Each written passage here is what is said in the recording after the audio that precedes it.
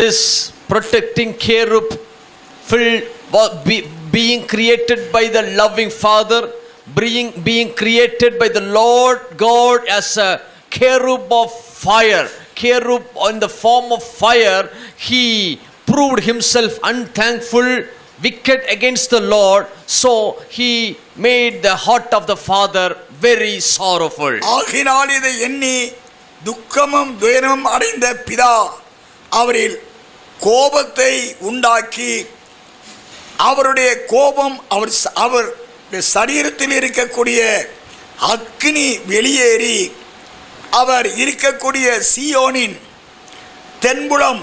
பள்ளமான பகுதியாகவும் சீயோனின் வடபகுதி சற்று மேடான ஆராதனை கூடாரம் இருந்தபடியினாலே, because the Lord God being filled with the angry from his own